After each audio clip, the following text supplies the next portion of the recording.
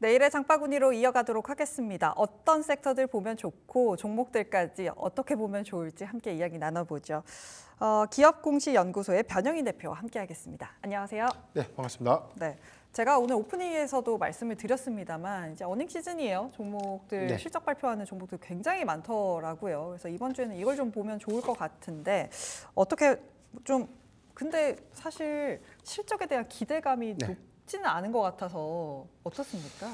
사실 일단 뭐 시장의 전체적인 사항들을 좀 보면 사실 뭐 2분기 어닝 시즌에 관련된 기대감들이 다 사라지는 어떤 느낌들. 이 부분은 지난주에 미국 증시의 흐름과 좀 연동해서 우리가 좀 살펴볼 필요가 있는데 트럼프 트레이딩 관련 종목들에 관련된 영향으로 뭐 변동성들이 좀 커지고 있고 지난주 전체적인 어떤 반도체 섹터 주요 기술주들의 흐름들을 보면 필라델피아 반도체 지수가 한 8% 정도 좀 하락을 했었거든요. 맞습니다.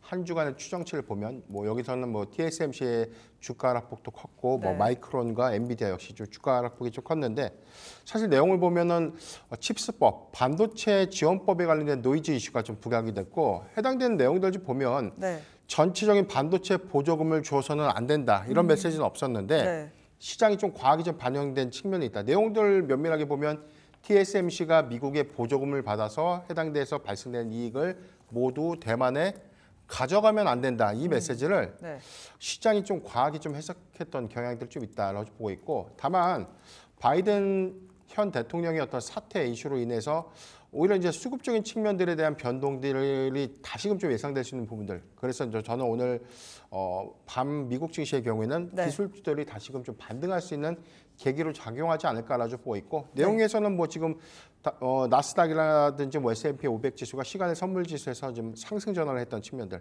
이런 부분들을 감안해 보면 이번 주에 어닝 반도체 섹터의 어떤 대체적인 어떤 실적 발표에 관련된 어떤 기대감들이 수반되면서 오히려 추세를 좀 더 전환시킬 수 있지 않을까라고 좀 보고 있습니다. 그러면은 사실 하이닉스 실적 발표가 25일이죠. 네, 그때까지는 좀 지켜봐야 하는 부분이 있는 것 같고 그럼 IT 이외에 사실 이번 주 뭐 조선주들도 실적 발표 예정되어 있고요. LG 디스플레이도 사실 뉴스가 너무 좋았잖아요. 실적 좋을 거라고 이런 종목들도 있는데 IT 이외에 다른 섹터들 좀 실적은 어떨까요?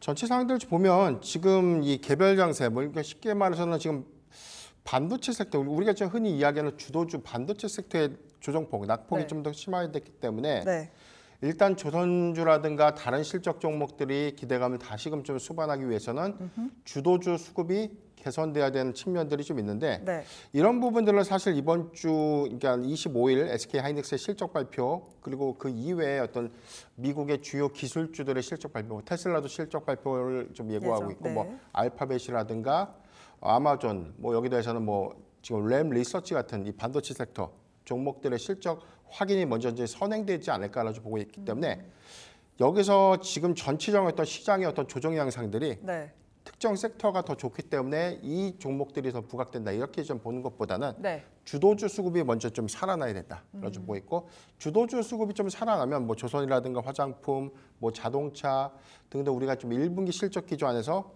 2분기까지 확장이 좀 예상되고 있는 그런 섹터들의 어떤 수급이 크게 좀 완화될 수 있기 때문에 저는 사실 오늘이 좀 조정폭이 좀 가장 강하게 좀 반등을 했지만 반영이 좀 됐지만 내일을 기점으로는 소폭 수급이 좀 더 반등할 수 있는 어떤 시그널들이 좀 예상될 수 있다. 그러니까 오늘 뭐 반도체 섹터도 5장 들어서서는 뭐 낙폭을 좀 대부분 축소했다는 점은 긍정적이지 않나라고 보고 있기 때문에 이런 부분들을 좀 확인을 좀 해봐야 될 것 같고요. 여기 대해서는 뭐 우리가 조선주라든가 화장품, 뭐 자동차, 디스플레이 같은 어떤 이런 종목들이 하반기에 관련된 실적 기대치들도 굉장히 좀 높아졌거든요. 그렇기 때문에 최근에 뭐 증권사 전망들이 1개월 전 대비해서 오히려 실적의 추정치가 좀 더 상향됐던 그런 섹터들의 경우에는 과대 낙폭의 경우에는 오히려 매수의 기회로 활용하는 것이 좀 맞지 않을까라고 좀 보십니다. 근데 과대 낙폭 얘기해 주셨는데 사실 지금 말씀해 주신 뭐 조선, 디스플레이, 해운 이런 것들은 이미 실적 기대감으로 지금 올라와 있는 상황 아닙니까? 그러면 지금 실적 발표가 며칠 안 남은 이런 상황에서의 접근은 좀 어떻게 하면 좋을까요?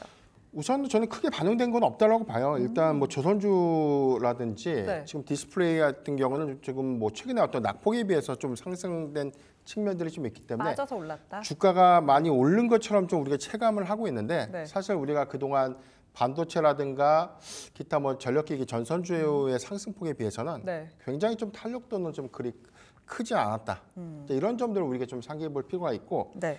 다만 우리가 실적을 반영시키면서 외형 가치를 극대화시키는 어떤 정상적인 어떤 밸류에이션 개입 이 부분을 주목을 해보면 서서히 오히려 이 외형 가치를 좀 반영하고 있는 과정이 아닌가라고 보고 있기 때문에 실적이 잘 나오는 기업들은 일회성으로 좀 보는 것이 아니라 네. 계속해서 주가가 빠질 때 모아갈 수 있지 않을까라고 좀 보고 있습니다. 그러면은 지금도 접근 가능을 그렇죠. 한 부분이 분명히 남아 있다라는 말씀이시네요. 네네, 사실 맞습니다. 근데 또 한 가지만 더 여쭤보고 네네. 싶은 게 조선주 같은 경우는 개인 투자자들이 선뜻 손을 좀 내미기가 네네. 어려운 섹터 중에 하나입니다. 근데 주가는 오릅니다. 그러다 네. 보니까 이걸 사야 되나 말아야 되나 또 사고 10년 물리는 거 아니야라고 네네. 걱정하시는 분들이 분명히 있거든요.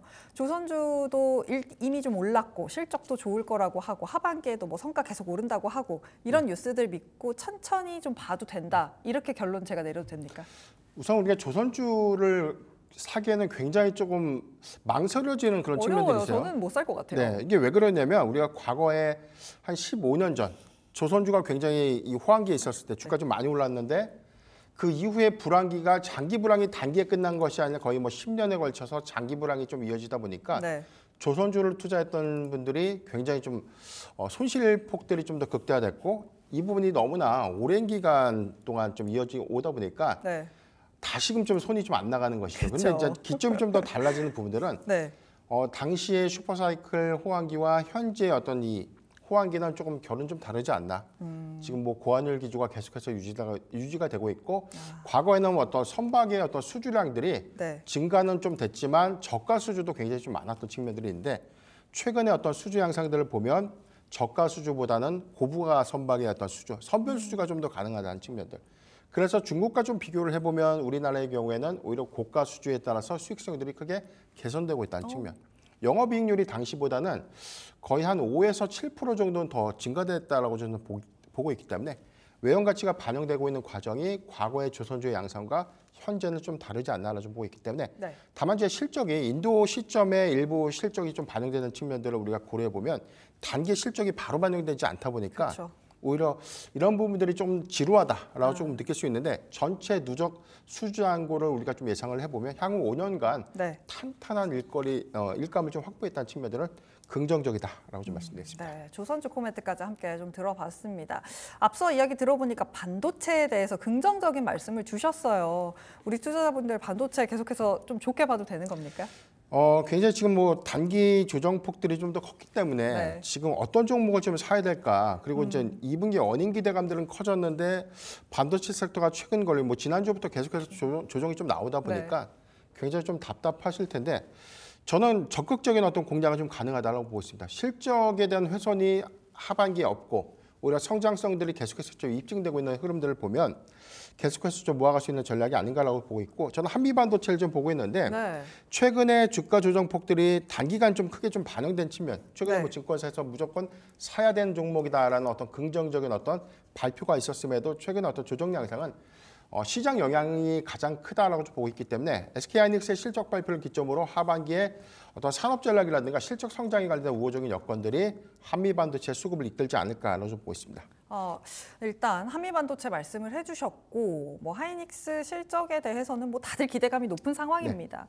하이닉스가 실적이 잘 나와준다면 지금 IT 가지고 계신 분들 좀 적극적으로 더 담아봐도 됩니까? 예, 일단 실적 기대감이 단순하게 우리가 실적이 좋아지니까 사는 것이 아니라 네.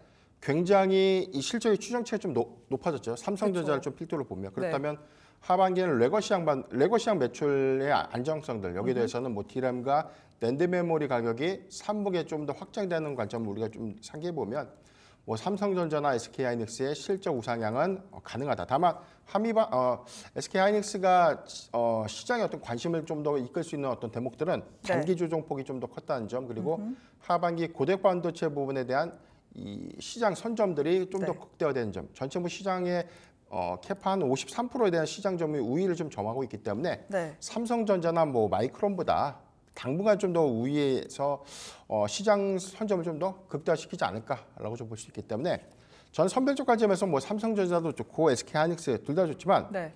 SK하이닉스의 단기 낙폭, 최근에 어떤 낙폭 흐름들을 봤을 때는 네. 실적 기대감까지 해서 단기적으로는 더 좋지 않나라고 좀 말씀드렸습니다. 네, 긍정적인 이야기 좀 들어봤습니다. 한미반도체 탑픽으로 아까 꼽아주셨는데 가격적으로도 좀 어떻게 보고 계신지 가격 전략도 궁금합니다. 네, 저는 145,200원, 145,500원으로 좀 수정을 할게요. 145,500원 미만. 5,500원 구간. 5,500원이요. 예, 분할 매수가 좀 가능하다라고 좀 말씀드리겠고요. 네. 목표가는 19만 원 그리고 손절가 13만 원을 제시해 드리겠습니다. 네, 지금 한미 반도체 가격 전략까지 함께 했습니다. 지금까지 기업공시연구소의 변영인 대표와 함께 했습니다. 오늘 말씀 잘 들었습니다.